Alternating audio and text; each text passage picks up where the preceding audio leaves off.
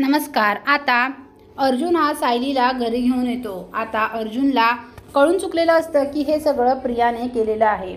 आता प्रियाला चांगलाच अर्जुन वटणीवर आणणार आहे। अर्जुन त्या मुलाला घेऊन पोलीस स्टेशनला जातो आणि ती बाई सगळं सत्य सांगते। आता सायली निर्दोष सुटते। सायली आणि अर्जुन घरी येतात। सायली आणि अर्जुनला घरात बघून सगळ्यांनाच बरं वाटतं। रविराज आणि प्रतिमा सुद्धा आलेले असतात।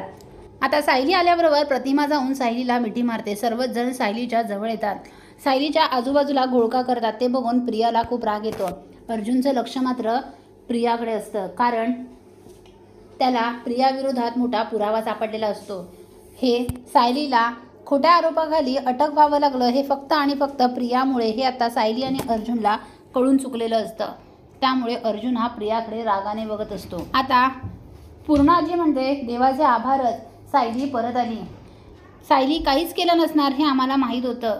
सायली निर्दोष सुटणार असं प्रताप म्हणतो। कल्पना म्हणते, हो, सायली ही निर्दोष सुटणार हे आम्हाला आधीच माहीत होतं। सायली तुला त्रास नाही ना झाला? तेव्हा सायली म्हणते, नाही आई। आता सर्वांचं प्रेम बघून सायलीला खूपच बरं वाटतं। प्रताप म्हणतो, नक्की काय झालं होतं काय अर्जुन? अर्जुन म्हणतो, सायलीला एका आरोपाखाली अटक करण्यात आली होती। सायलीने एका लहान मुलाला पळवलं आहे असा आरोप टाकला होता तिच्यावर। असा खोटा आरोप टाकणारी व्यक्ती ही दुसरी तिसरी कोणी नाही तर ती आपल्या घरातलीच आहे। आता रविराज, प्रतिमा सगळ्यांना धक्का बसतो। रविराज म्हणतो, कोण आहे कोणती? अर्जुन बोल। अर्जुन म्हणतो, ती दुसरी तिसरी कोणी नसून ती प्रिया आहे। आता सगळ्यांनाच धक्का बसतो। तेव्हा रविराज म्हणतो, काय तन्वीने केलं आहे? प्रतिमा म्हणते, तन्वी तू? आता प्रिया चांगलीच घाबरते। प्रिया म्हणते, ए अर्जुन, काही बोलू नकोस हा, तोंडाला येईल ते बोलतोयस। तुझ्याकडे पुरावा आहे का? अर्जुन म्हणतो, ॲडव्होकेट अर्जुन सुभेदार कधीही पुराव्याशिवाय बोलत नाहीत। आणि अर्जुन सगळ्यांना तो पुरावा दाखवतो। आता पुरावा बघून सगळ्यांना धक्काच बसतो। तेव्हा अर्जुन म्हणतो, आता काही बोलायचं आहे का प्रिया? बोल, तूच माझ्या बायकोवर खोटे आरोप केलेस। अगं, लाज नाही वाटली तुला असं करताना? का असं केलंस? बोल, आत्ताच्या आत्ता बोल।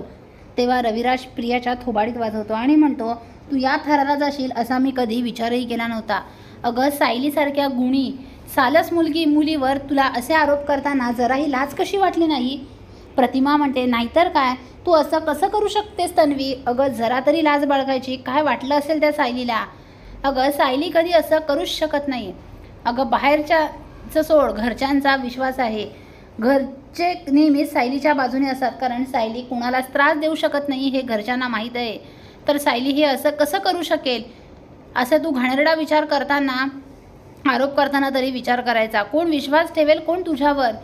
आता सर्वच जण प्रियाला खूप काही बोलतात। आता सगळ्यांसमोर अर्जुनने प्रियाचं पितळ उघडं केलेलं असतं। आता सगळ्यांसमोर प्रिया ही दोषी ठरलेली असते। आता सर्वच जण प्रियाकडे रागाने बघत असतात। पुढील अपडेट पाहण्यासाठी व्हिडिओला लाईक आणि चॅनलला सबस्क्राईब करायला विसरू नका। थँक्यू।